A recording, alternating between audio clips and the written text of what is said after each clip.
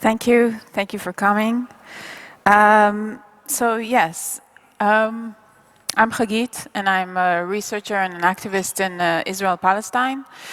And I want to share with you some of my work, which broadly falls into what I like to call prototyping a civic view from above. I promise to unpack and explain this title here with you by exploring three types of aerial tools and testimonies and the forms of truth-making they allow to create: balloons and kites, satellite imagery, and drones.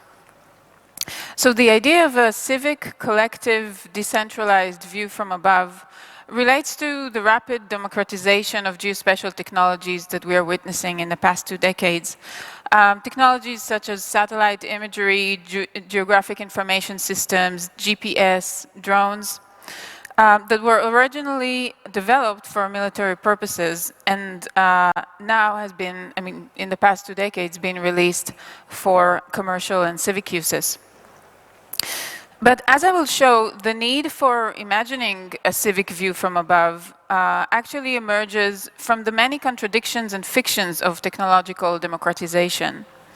Because despite all of these techno-scientific developments, the skies above our heads are a technology of control that is managed and controlled by corporations and governments. The question that hovers above this talk is, who owns the skies?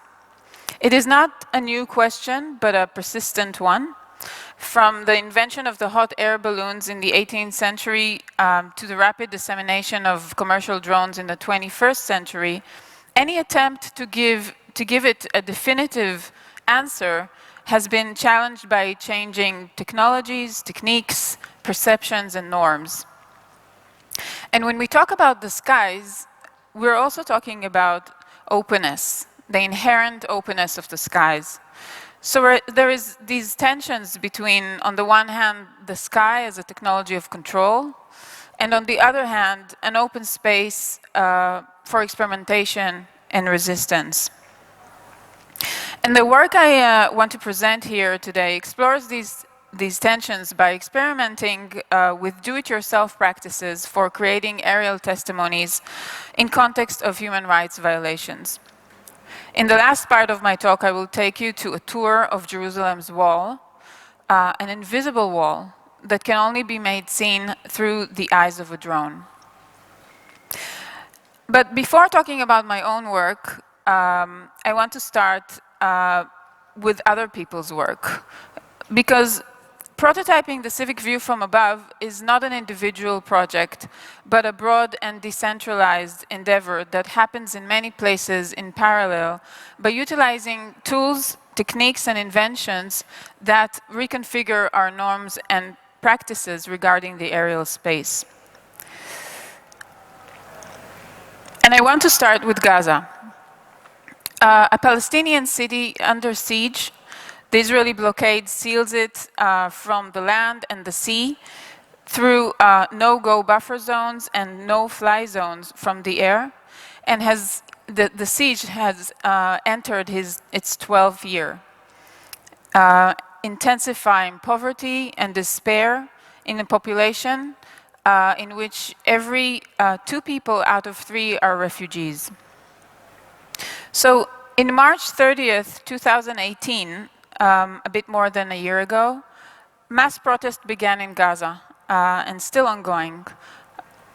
The protests are along the buffer zone that separates it from Israel, and more than 200 Palestinians were killed until now, and in the past week things have completely escalated. And during these months, a tactic the protesters deployed was an extensive use of kites.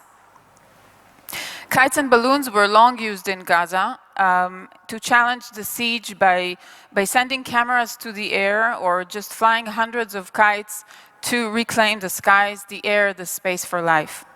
But last year, as the popular protests culminated, kites were turned into weapons by attaching to them incendiary materials.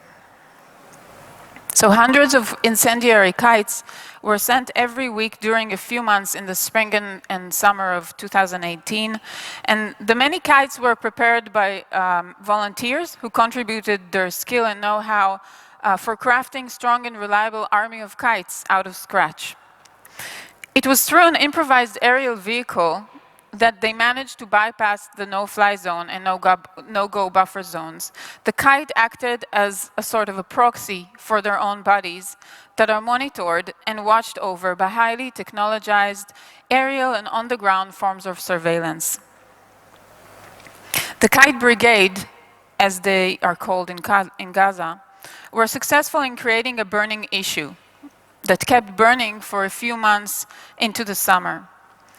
The flood of kites in the air managed to destabilize Israeli strategies of defense, confuse its leaders and generals, and made the Israeli government spend a few million shekels to beat the kite attack and get control over the fires that erupted in agricultural lands on the Israeli side of the border. I want to suggest here that you see these kites as a particular form of an aerial testimony that not only awakens us to the burning issue of the humanitarian crisis in Gaza and the Palestinian refugees, but also tells us a story of a techno-political battlefield that takes shape in Gaza. This testimony talked back to an oppressive regime. It challenged the definitive Israeli answer to the question of who owns the skies in Gaza. It did that through the simple gesture of flying a kite, and against all odds, in highly technologized skies that are controlled by military drones, aircrafts, remote sensing applications, and anti-missiles. The kite reminds us that the power structures and forms of domination that are embedded in technology itself, in the condition that define how technology is developed, by whom, and for what purposes. To fully understand that, we need to see the Kite Brigade as part of a much broader phenomenon, as part of a global movement of people who make use of such simple techniques, community-based tools and methods for talking back to power. So Gaza might be an extreme example, but a similar approach was taken by a group of activists, technologists, and local residents during the no-fly zone that was declared above the British petroleum oil spill in the Gulf of Mexico in 2010.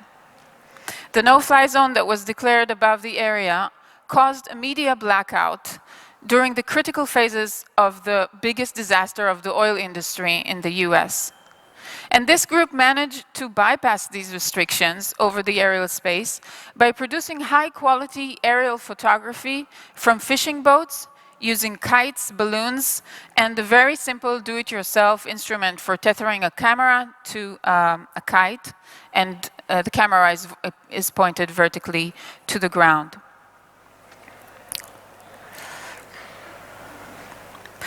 This is the hardware they used, a piece of what is termed as open hardware for community science purposes.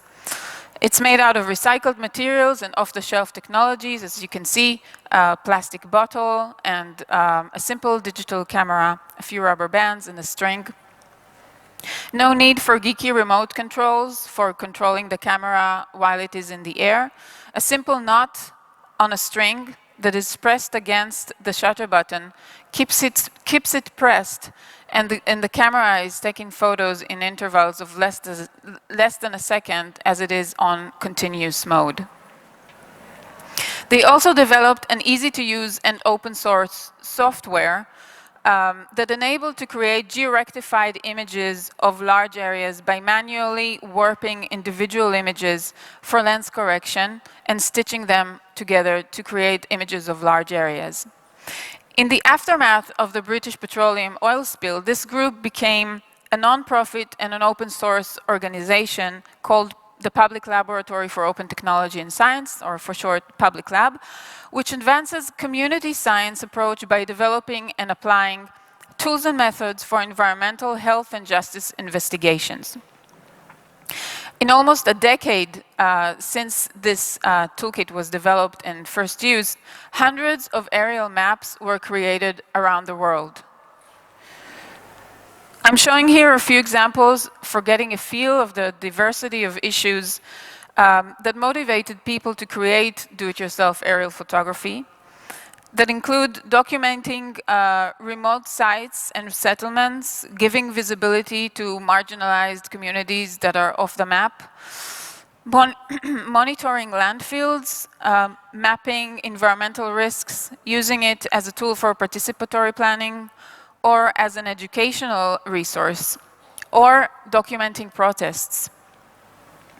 But also, I'm showing these images to get to know, so you get to know the particular aesthetics of these images, which in contrast to the totalizing, seamless, and cloudless Earth images we're used to see, these manifest a partial, fragmented, and local views from above, and show evidence not only to what is seen in the image, but also to the human hand and eye that was involved in their production. So you're probably asking yourselves, why balloons and kites when they're drones? And to follow with the Republica motto, too long didn't read, we can rephrase and ask, why go through the effort of doing it yourself when you can buy off-the-shelf technologies such as commercial drones or satellite imagery that provides faster, accurate result with much sophisticated equipment? And besides, isn't that a bit old, you may ask? It's true. I mean, techniques for exploring the aerial space with kites and balloons are not new, and they trace back to the 19th century geeks that managed to create the first aerial photographs by mounting and triggering cameras that are tethered to kites, balloons, and pigeons. But the use of kites and balloons for addressing social, political, and environmental issues in places as diverse as Gaza, the US, Uganda, Brazil, South Lebanon, and other places tell us that these simple techniques are far from being technologies of the past that has been replaced by new advancement and development. And the question is why? Why do these practices and techniques persist to play a role in our present? So let's briefly look at 3 contemporary examples of aerial information technology that has been adopted in the fields of humanitarian aid and human rights activism to figure out what's to gain and what is missing in these forms of truth-making.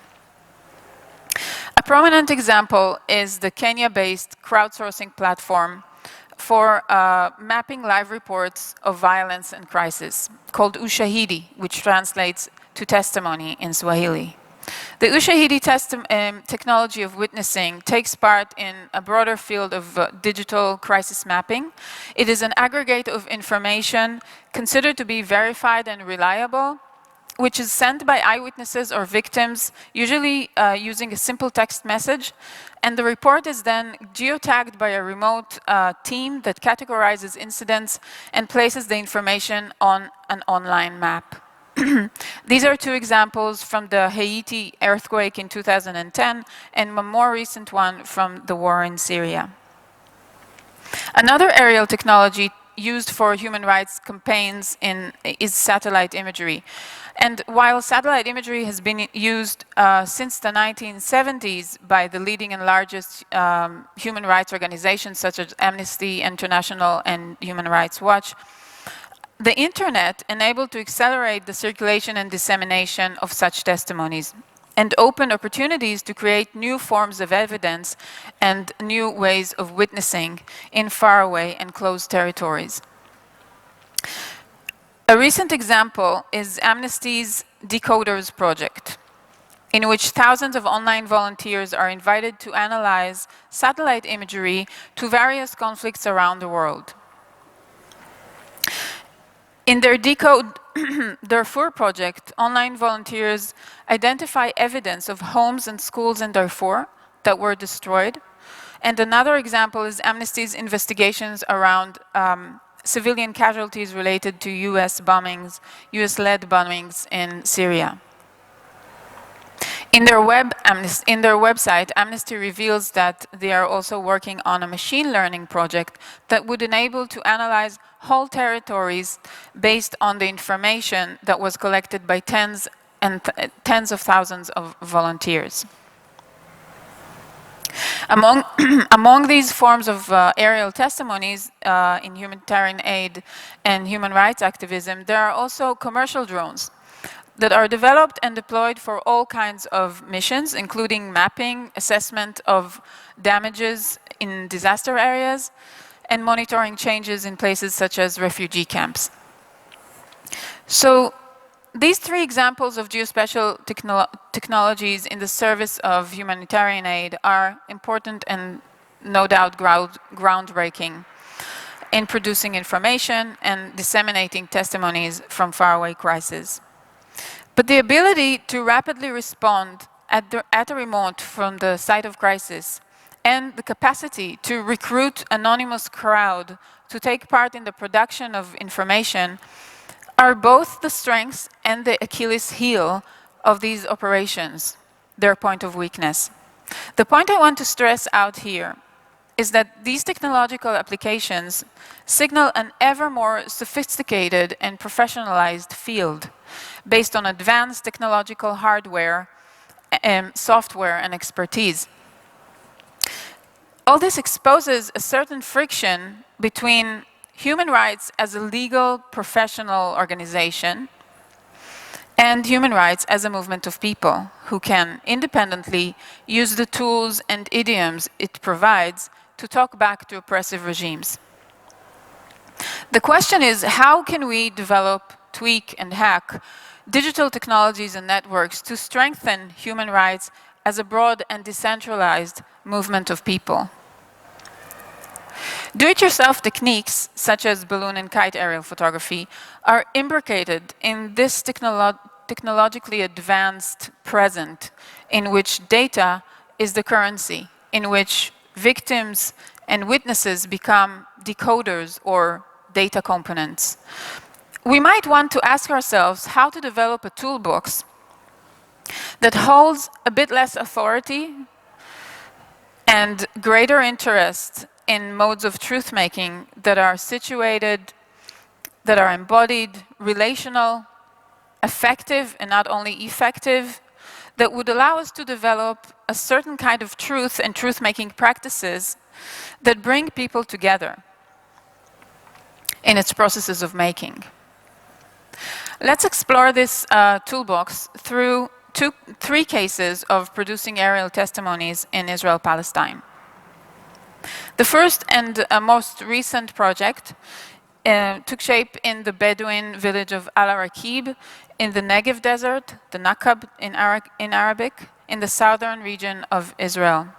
There are more than 40 Bedouin villages in the Negev desert that Israel refuses to legally recognize.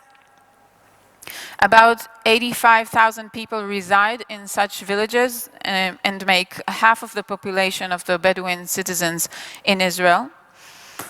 And these villages lack basic infrastructure such as electricity and water and are under constant threat of demolition. Al-Arakib was destroyed more than 130 times since 2010 by the Israeli authorities. And despite the ongoing attempts to expel these people from the land over which they claim ownership and urbanize them in townships, a few resilient families stay put and reconstruct their shacks after each demolition, demanding that the state would acknowledge their indigenous rights over these lands and becoming a symbol of the Palestinian struggle for the right of return. The families who stay put on their lands in Al-Arakib live in the area of the cemetery, which is the only structure that wasn't demolished by the Israeli authorities.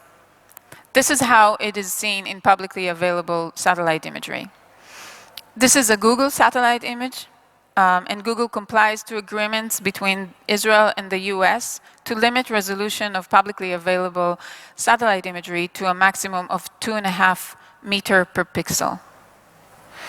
And this is the do-it-yourself aerial photograph of the same area.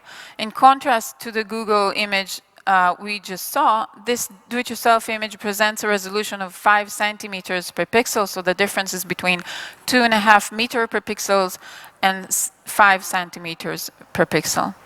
And this image was stitched with Public Lab MapNator in one of our first sessions in Al-Araqib. In this close-up, you can see more clearly how dense and detailed this image can get, so much as you can count the number and the type of stones that mark the graves.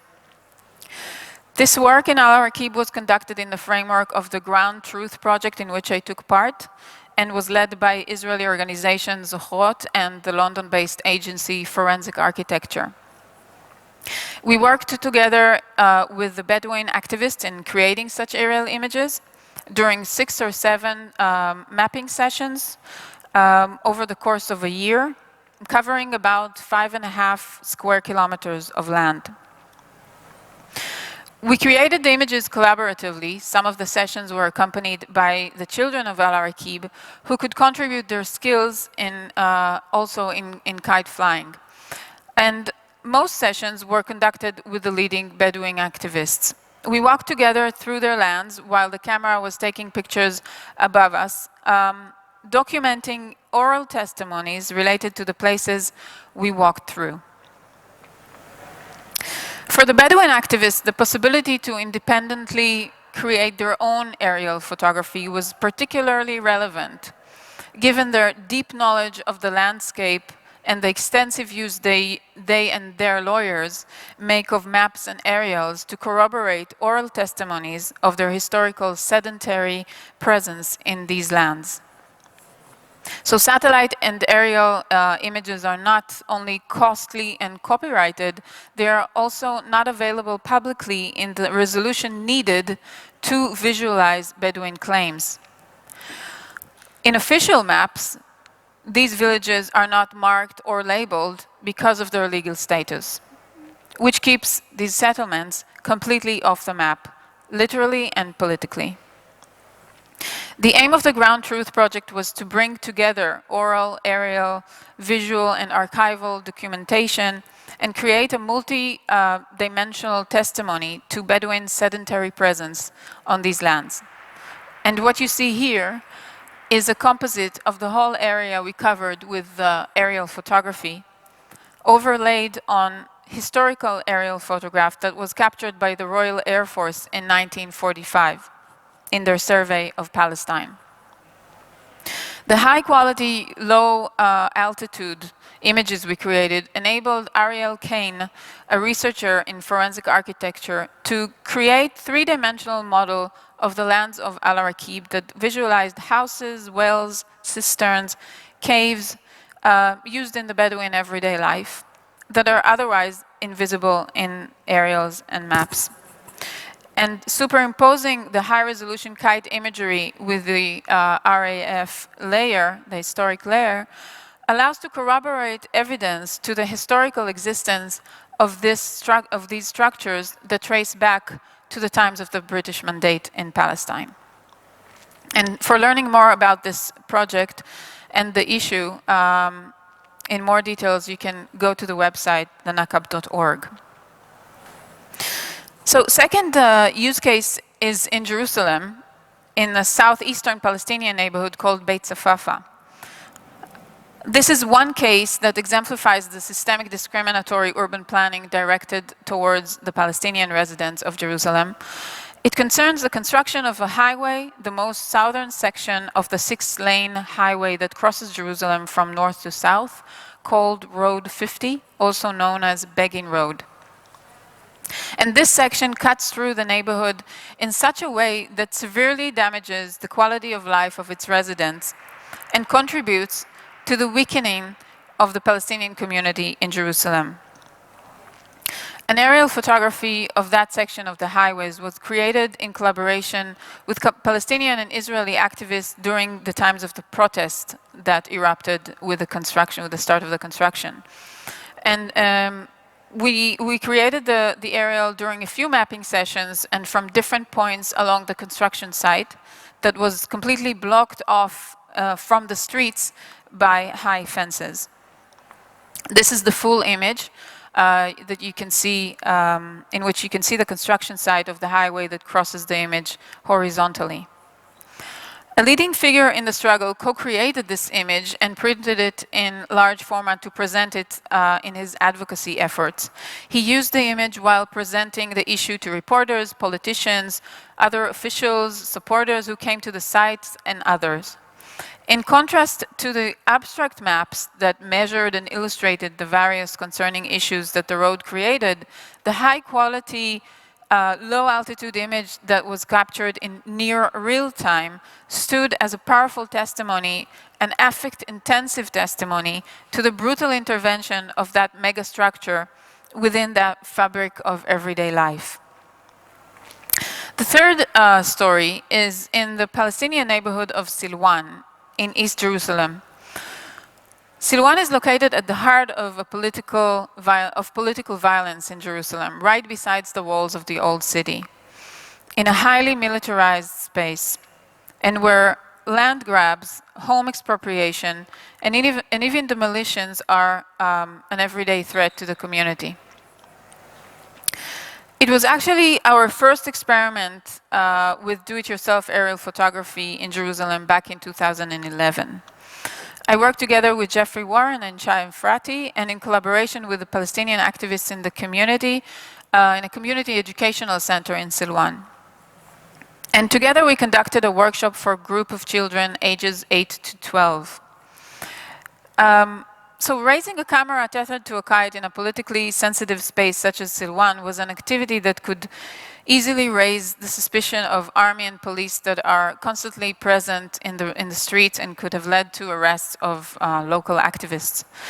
The Palestinian activists we worked with decided they are willing to take the risk, and considering that we had nothing to hide, we went ahead and did it. We created an aerial photograph of the neighborhood using a camera tethered to a kite. And after capturing the aerial images, the children stitched the images themselves using publica's map knitter. And they did it very intuitively. They interpreted the images, they found their correct location on a map and warped them in order to correct lens distortions. Using the software tools, and created a larger image of the area. Later, they annotated the aerial image with their personal stories and photos. So a recurring element in the children's annotation was the constant presence of the military and police, and the constant feeling of being watched and observed. They tagged points in their streets, where Israeli security forces, CCTV cameras, and private armed guards are present constantly. You can say that the children became their own community satellites by producing an aerial testimony that tells their story of living in the heart of a religious and political conflict. And in that sense, they were watching back and exposing a surveillance machine they are forced to live with in their everyday life. So these three stories convey the distinctive politics of do-it-yourself aerial testimonies. And the act of collaborative mapping with local activists, including children and women, worked against a high threshold of participation that tends to prevent those who are affected from meaningfully contributing to the production and interpretation of aerial testimonies. It does so through a material engagement with technology, a deep hands-on engagement in building and manipulating hardware. The images you have seen bring forth an objective technoscientific evidence without eliminating the human body and the subjective experience that is always tied to the processes of truth-making.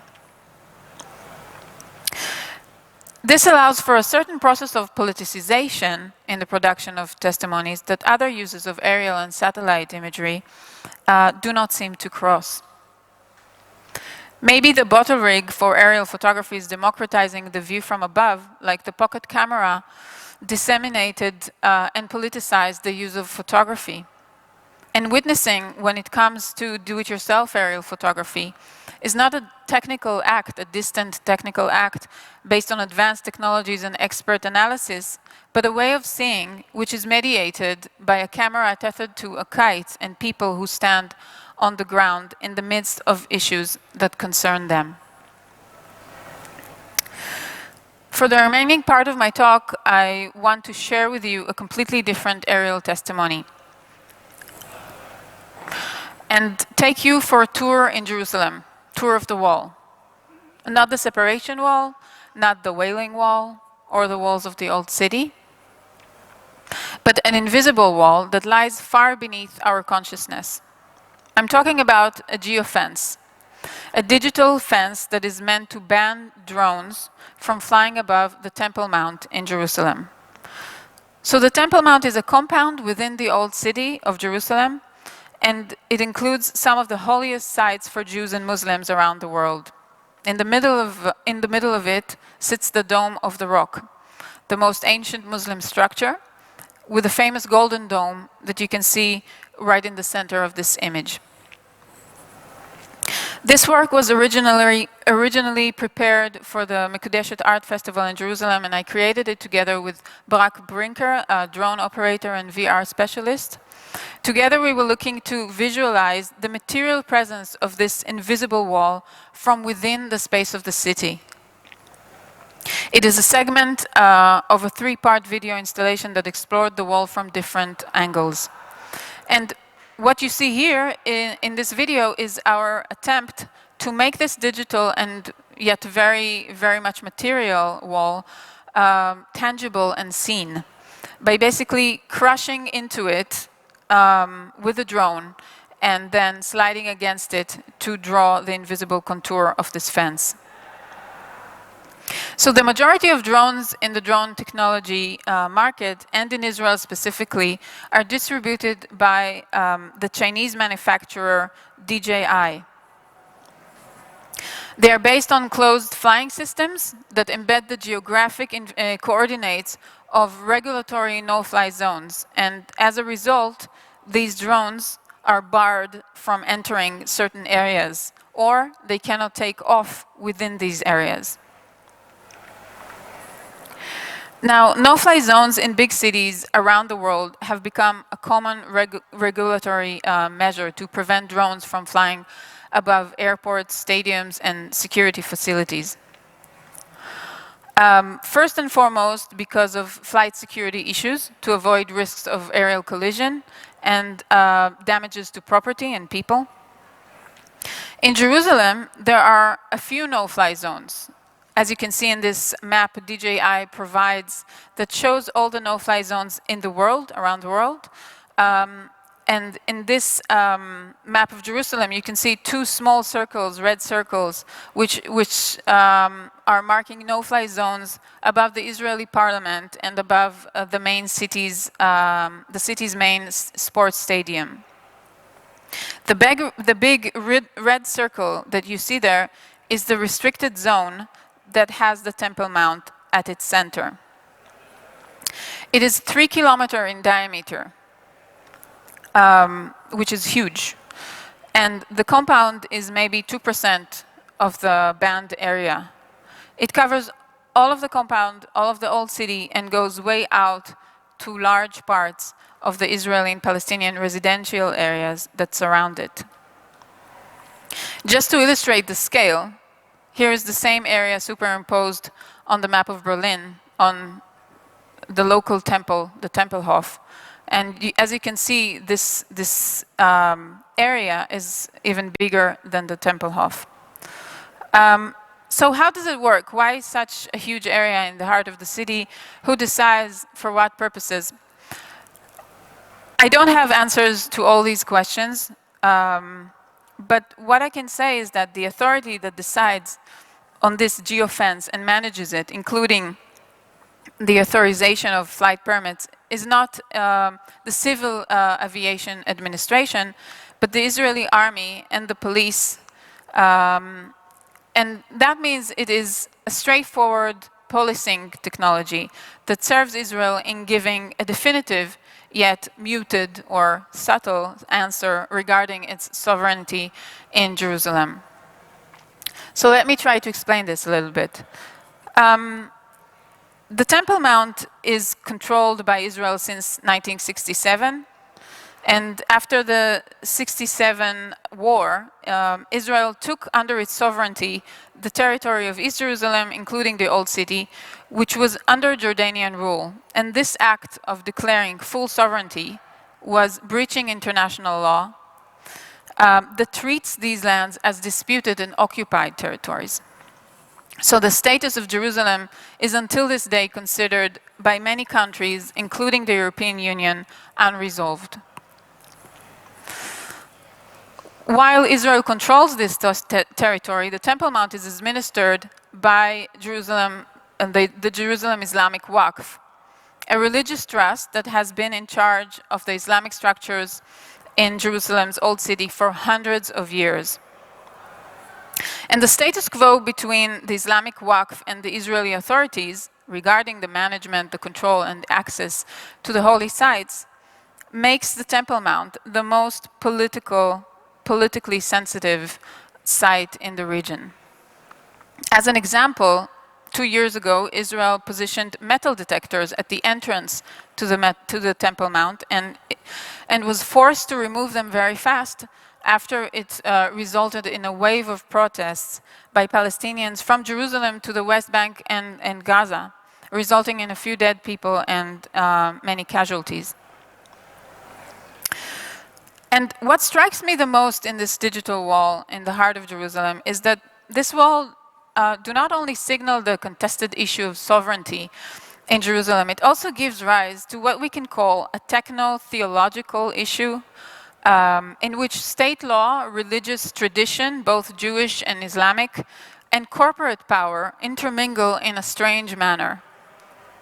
In 1967, when Israel got control over the Old City, East Jerusalem, and the rest of the occupied territories, there was a consensus among the rabbis of different streams in Judaism that the entrance to the Temple Mount is forbidden for Jews due to the holiness of the place where the first and the second temple stood 2,000 years ago.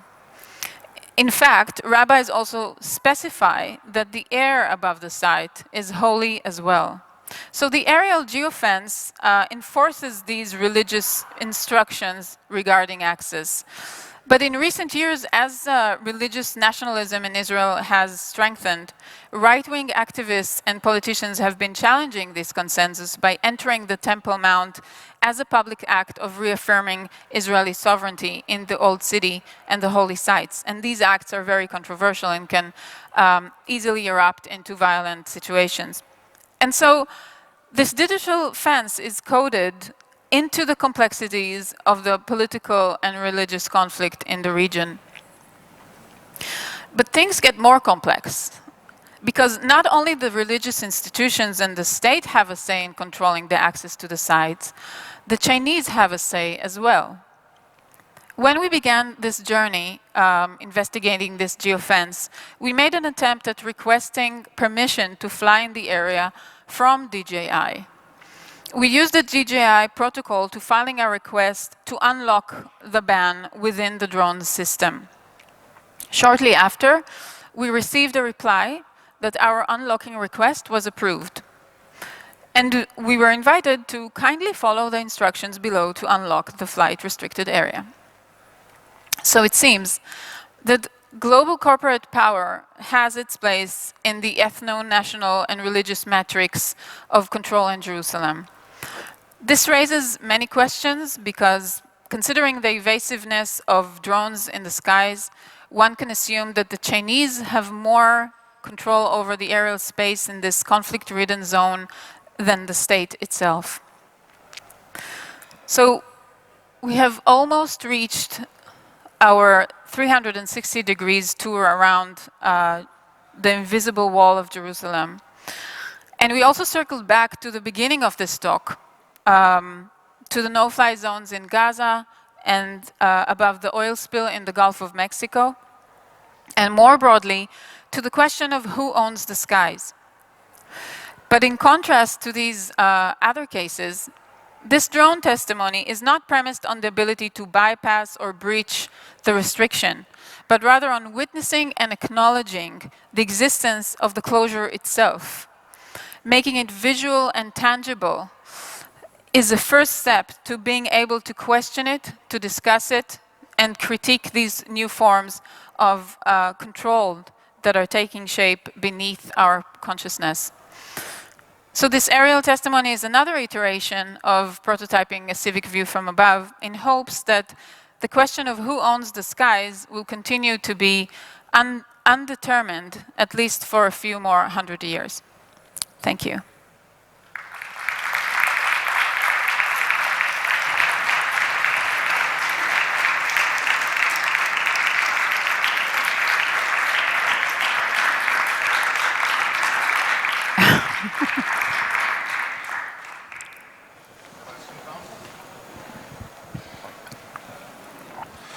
Hello. So, anybody of you has questions? Hands up, please.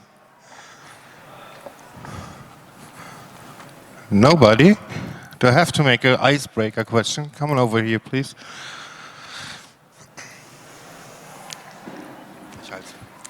Okay, thank you.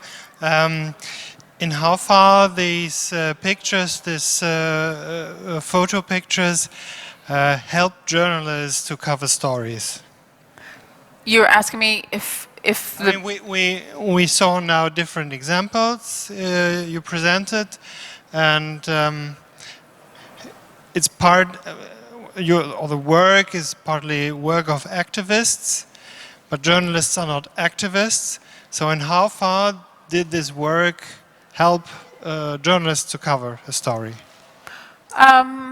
These images have been used by journalists in covering some cases, but the main motivation to create these images was not for journalism or for media in most cases, but for legal courts uses and for advocacy efforts. But yeah, it goes through different channels. Mm-hmm. Any more questions?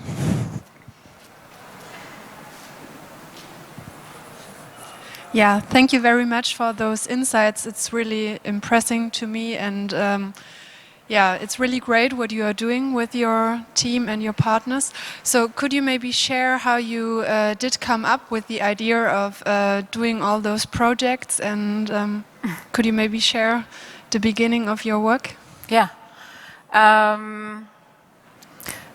So I was born and grew up in Jerusalem, so I was very much immersed in the situation in the context of political activism in Jerusalem specifically, and my work was in the fields of art and activism, and I started working with maps, with digital maps, specifically because spatial issues and geography and geographic information is such a sensitive and censored and copyrighted and controlled field in Israel-Palestine and contested, and maps seem to be like a good way for storytelling.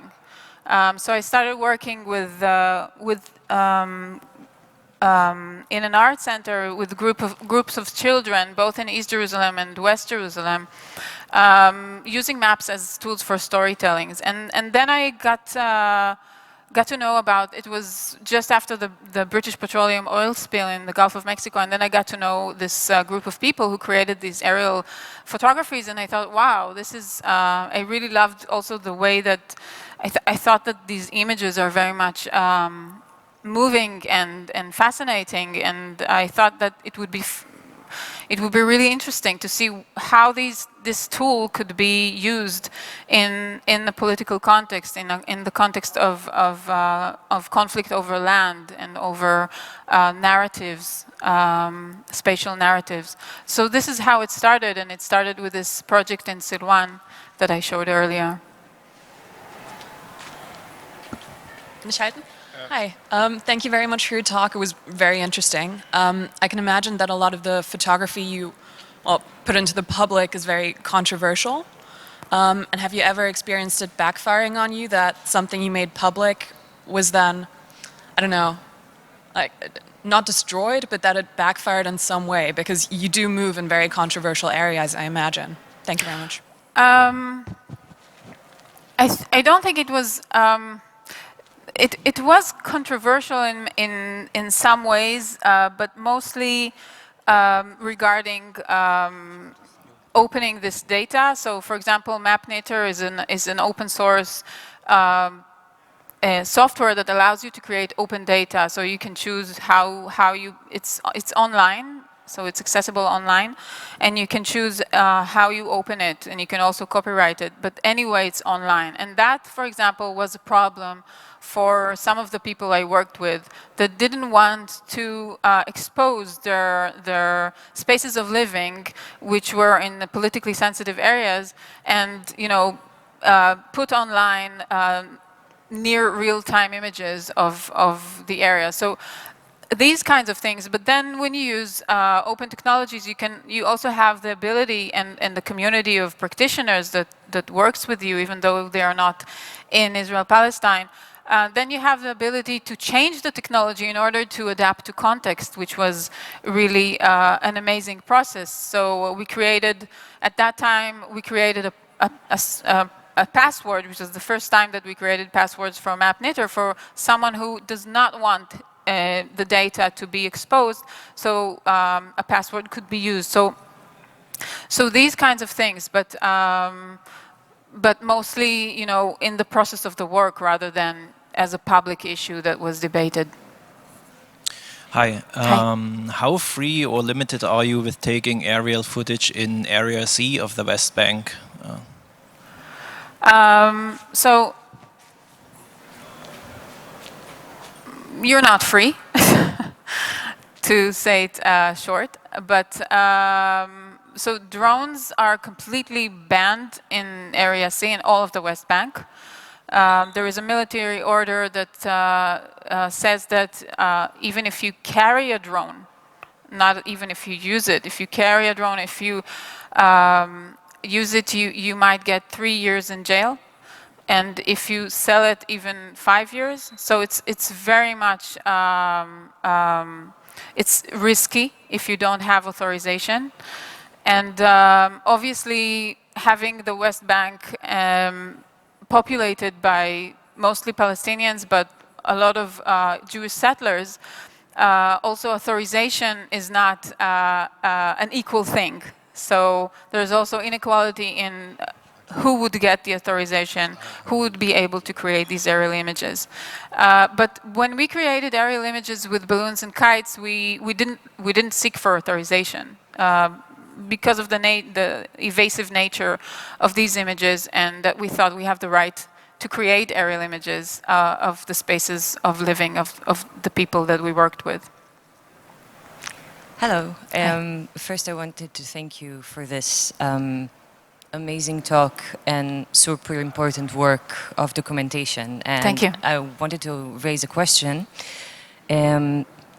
In mapping, a lot of the work has to do with the procedural and ongoing mapping to note if a change is taking place. What would you say are the difficulties or the potentials in ongoing mapping within these zones of conflict?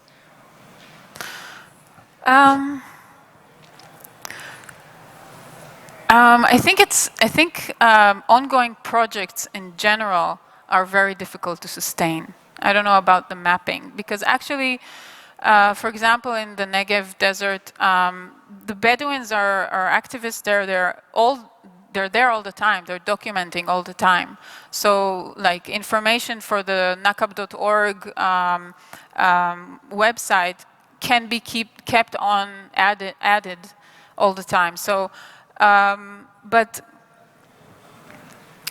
I think that the trouble of most of these projects is first that they require collaboration between activists like me or researchers and local communities, and to sustain such project for a longer time is the trouble. But I think that in Israel-Palestine there are amazing organizations that are working, such as the organization Binkom, who is an organization of planners and architects for planning rights. And they've been doing mapping work for years on and on with the same communities, developing their mapping tools and their techniques and their, their reason for mapping. So that would be probably a good example for how such mapping processes could be sustained. And I think it really depends on strong infrastructures, such as a non-profit that works in certain areas for a long term. Any more questions? Thank you very much. I close the talk. A great applause, please. Thank you.